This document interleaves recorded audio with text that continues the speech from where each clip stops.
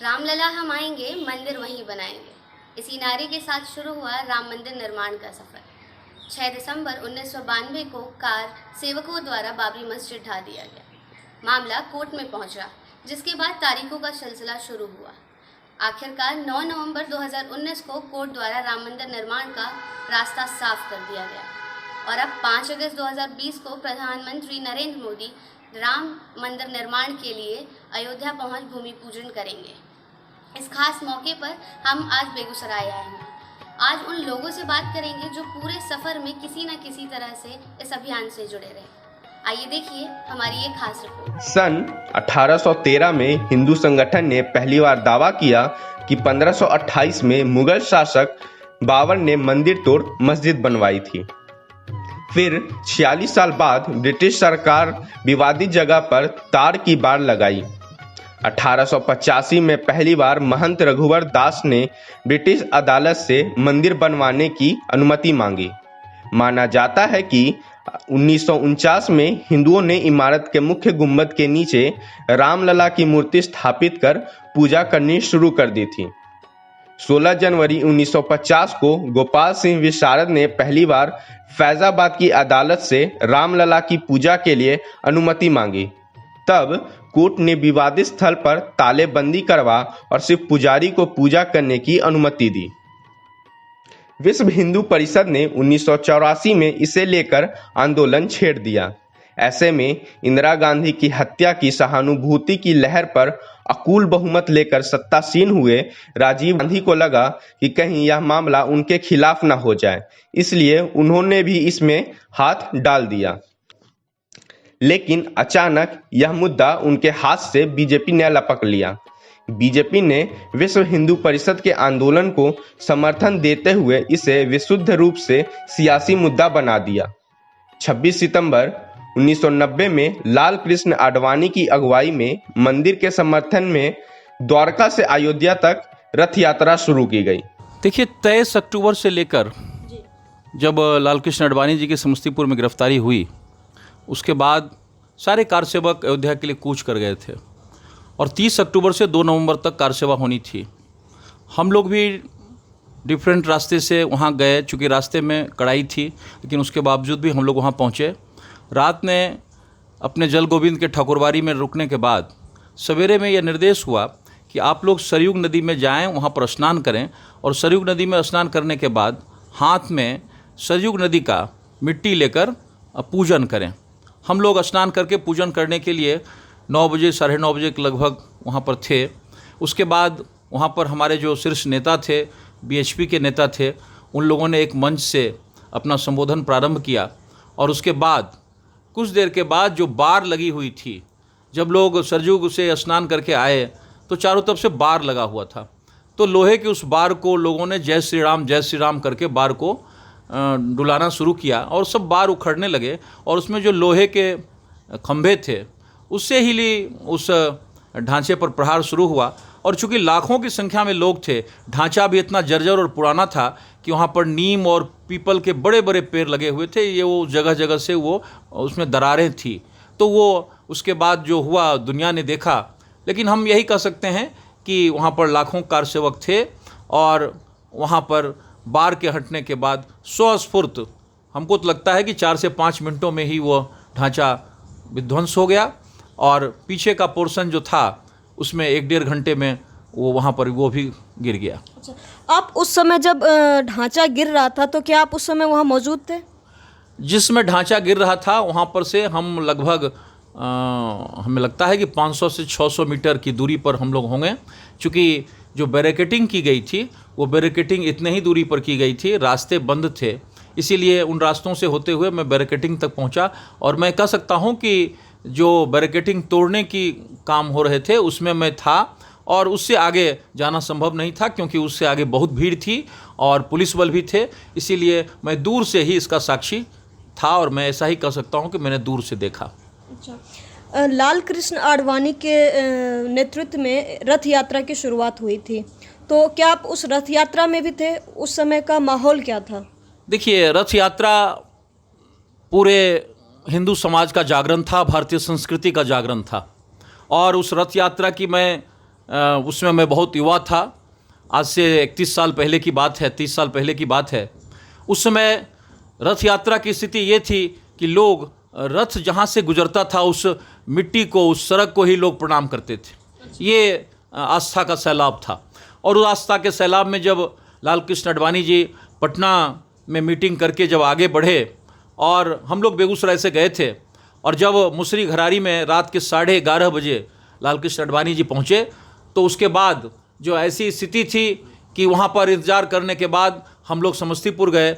और समस्तीपुर में guest house में आडवाणी जी, हमें लगता है कि 12 बजे भोजन करने के बाद आराम में गए होंगे, और हमें एक बगल के ही नए नवनिर्मित पेट्रोल पंप था, वहाँ पर ही हमारे खाने की व्यवस्था अभी जो हमारे मंत्री हैं सुरेश शर्मा जी, उन्होंने किया था, और वहाँ पर ही हम लोग रुके थे। हम लोगों का भोजन हुआ और देर से सोने के बाद हम लोग सोए ही थे कि एकाएक 5 बजे 4:30 पौने 5 के लगभग ये खबर आई कि लाल कृष्ण आडवाणी जी को गिरफ्तार कर बगल के ही मैदान में ले गया और वहाँ से जाकर हवाई जहाज़ से मसानजोड़ ले जाया गया है। बड़ी तीव्र प्रतिक्रिया हुई। उस समय हमारे साथ जो अब नहीं हैं स्वर्गीय सारंधर सिंह थे, हमारे बगल में बैठे हुए देवेंद्र जी थे, अनिल सिंह बिक्रमपुर के थे, और ऐसे बहुत से साथी थे जो लोग वहाँ गए थे। और बाद में एक प्रतिक्रिया हुई, हम लोगों ने वहाँ के गमले, वहाँ के जो संसाधन थे उसको तोड़ने का प्रयास किया। एक हंगामा हुआ, आक्रोश था, और हमारे उसमें के भाजपा के प्रदेश अध्यक्ष कैलाशपति मिश्र जी बड़े मायूस होकर नीचे बैठे थे। लोगों ने उत्साह में उनको ले गए मैदान में, और मैदान में जाकर उन्होंने संयम बरतने की अपील की और कहा कि जिस उद्देश्य के लिए आडवाणी जी चले थे वो उद्देश्य अभी अधूरा है। आप लोग जिस संसाधन से हो, जैसे भी हो, आज 24 अक्टूबर है, आप प्रस्थान करिए।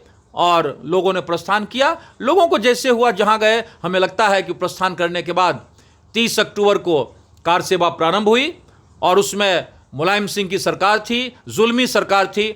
उसने कार सेवकों पर गोली चलाई, और मैं शहीद कोठारी को नमन करना चाहता हूं, कोठारी बंधुओं को, राम कुमार कोठारी को नमन करना चाहता हूं, जो कलकत्ता से आकर सबसे पहले भगवा ध्वज उस ढांचे पर फहराया, और उसके बाद गोली से मारे गए, और उसके बाद उनके भाई को भी पकड़कर घसीटकर मुलायम सिंह की सरकार ने गोली मार दी। सैकड़ों लोग मारे गए, और उस मारने के बाद जो तीव्र प्रतिक्रिया हुई, उस तीव्र प्रतिक्रिया के बाद उनकी 80 कलश को लेकर हम लोगों ने गांव-गांव, कस्बे-कस्बे में जाकर 80 कलश यात्रा निकाली, जागरण हुआ, शौर्य का प्रदर्शन हुआ, और साथ ही साथ हिंदू जागरण का एक बड़ा अभियान पूर्ण हुआ। और उसका कारण ही था कि बाद में 2 साल के बाद 1992 में 92 में 6 दिसंबर को वो ढांचा ध्वस्त हुआ। कि एक ढांचा जो 500 से अधिक वर्षों का पुराना ढांचा हो, और उस ढांचे पर जगह जगह नीम के, पीपल के पेड़ के इतने बड़े बड़े पेड़ जन्मे हुए थे कि वो ढांचा स्वतः ही दरारों में परिणत था। इसलिए उस ढांचा को गिराने के लिए कोई बड़े प्लानिंग की कोई आवश्यकता नहीं थी। कार सेवकों के प्रयास से वो ढांचा ध्वस्त हो गया।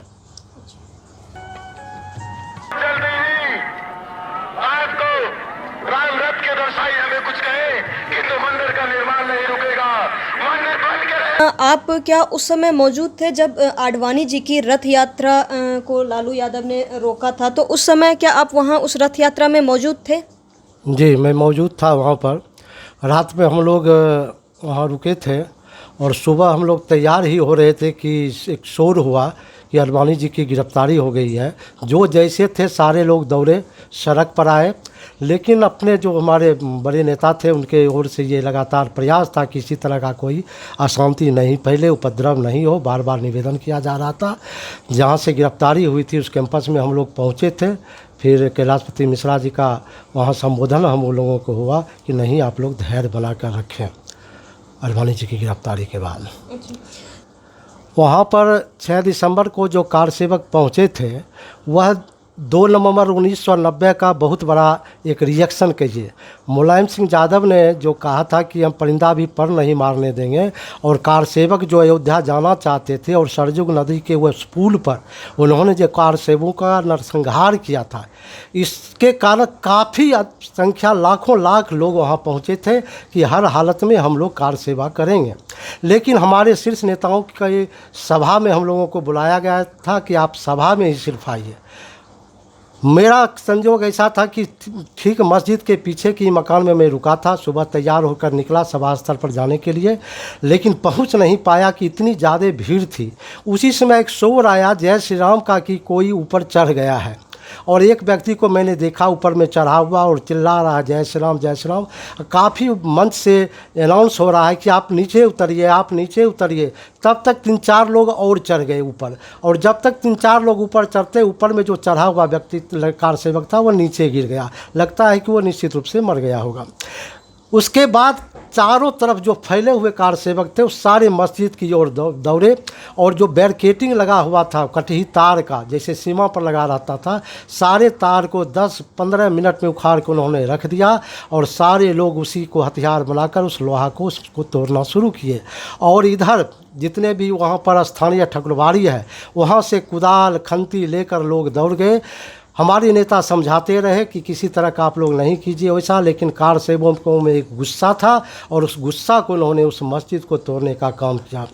और मैं सबसे बड़ा प्रत्यक्ष ये रहा कि मस्जिद का पिछला भाग जहाँ बहुत बड़ा खाई था, उधर से सारे लोगों ने कोड़ना शुरू किया, ईंट को हटाना शुरू किया, छुड़ाना शुरू किया, और पूरा मस्जिद एक बार लगभग 3 बजे के आसपास पूरा मस्जिद एक बार धमाक से बैठ गया। सारे लोगों को मना करते रहे आप लोग हट जाइए, लेकिन नहीं माने। लगता है कि उसमें काफ़ी कार सेवक दफन हो गए होंगे, और उसके बाद एम्बुलेंस और जैसे जैसे हुआ लोगों को उठा कर हॉस्पिटल पहुँचाना शुरू किया। फिर लगभग 4-5 बजे हम लोगों को निर्देश मिला कि यहाँ से जगह खाली कर दीजिए। हम लोग वहाँ से चले गए, दूर के एक ठकुरबाड़ी में हमारे परिचित थे, वहाँ रुके। सुबह हम लोग फिर वहाँ पहुँचे, तब तक मैंने देखा कि लोग लाइन में लगे हुए हैं और ईंट एक दूसरे को बढ़ा रहे हैं, और वह जोड़ाई का काम वहाँ दीवार का चल रहा है। एक नीम का पेड़ था जिसमें काफ़ी लोग लगे हुए थे, और वह उखड़ नहीं रहा था। तो हम अपने 4-5 साथी के साथ और लोगों के साथ देहात का जो जुगाड़ू होता है, उस जुगाड़ से उस नीम के पेड़ को उखाड़ने का प्रयास किया। मैं एक ईंट भी वहाँ से लाया था, लेकिन काफ़ी दिन हो गया, कहीं रखा गया, अभी मिल नहीं रहा है। तो मैंने अपनी आँखों से उस मस्जिद को गिरते हुए देखा है। इसमें कहा जाता है कि अडवाणी जी की योजना, जोशी जी की योजना, या अशोक, ऐसे कोई नेताओं की योजना थी। वो स्वस्फूर्त था, एक गुस्सा था, हिंदुओं में एक आक्रोश था, जिसके कारण ये परिणाम हुआ। वर्ष 1985 में राजीव गांधी ने विवादित स्थल पर ताला खुलवा दिया। 1986 को फैजाबाद के जिला न्यायाधीश ने विवादित स्थल पर हिंदुओं को पूजा करने की इजाजत भी दे दी। इस घटना के बाद नाराज मुसलमानों ने बाबरी मस्जिद एक्शन कमेटी का गठन किया। चुनाव आते आते राजीव गांधी ने विवादित स्थल के पास राम मंदिर का शिलान्यास भी करवा दिया। जी, राजीव गांधी ने मंदिर का ताला खुलवाया था। इसको मतलब इसको आप कैसे मानते हैं? उस समय क्या प्रतिक्रिया रही कि एक कांग्रेस के नेता ने मंदिर का ताला खुलवाया, फिर बीजेपी का ये हमेशा से ये मुद्दा रहा है। ताला उन्होंने खुलवाया, लेकिन जो चाहते थे आम लोग कि हम वहाँ सारी व्यवस्था हमको मिले, मेरे जिम्मे मिले, हम वह मंदिर हिंदुओं का है, मेरे वहाँ अपनी जो व्यवस्था है उस व्यवस्था वह व्यवस्था नहीं हो पाई थी। सिर्फ उन्होंने ताला तो खुलवाया, लेकिन जो हम लोगों का मांग था कि वहाँ मंदिर बने, जो चूँकि वह रहने लायक नहीं था। ताला खुलने के बाद वो लगता ही नहीं था कि मंदिर था, वह लगता था कोई माने बहुत ही जर्जर अवस्था में कोई पुराना जगह है जहाँ काफ़ी पेड़ जंगल उगे हुए थे। तो वह मंदिर का रूप नहीं लगता था। लोग देखते थे तो उनको दिल में चोट पहुँचती थी कि जिस राम को हम इतना मानते हैं भारतीय संस्कृति में, उस राम की मंदिर की यह स्थिति है, वह लोगों से बर्दाश्त नहीं होता था। मामला पहुंचा सुप्रीम कोर्ट। फिर 9 नवंबर 2019 को विवादित जमीन को हिंदुओं के पक्ष में दे दिया गया, और फिर 5 अगस्त 2020 को प्रधानमंत्री नरेंद्र मोदी द्वारा राम मंदिर की आधारशिला रखी जाएगी। इसके साथ ही करोड़ों राम भक्तों की मंदिर बनाने की ख्वाहिश पूरी हो जाएगी। हमें लगता है कि राम जन्मभूमि भारतीय संस्कृति और भारतीय राष्ट्रवाद का सबसे बड़ा आदर्श है, और इसी कारण राम जन्मभूमि बनना आवश्यक था। इसके बारे में लोग अनेक तरह की बातें करते हैं, लेकिन मैं साफ कहता हूं कि कोई भी देश, कोई भी राष्ट्र अपने आदर्श के साथ जिंदा रहता है और उसी के साथ राष्ट्रवाद जिंदा रहता है। 5 अगस्त का दिन निश्चित रूप से हमारे जैसे 31 साल पहले युवाओं के लिए, और आज जिस अवस्था में हूँ, हमें लगता है कि ये कोई राजनीतिक एजेंडा नहीं है, बल्कि ये भारत की संस्कृति का प्रगट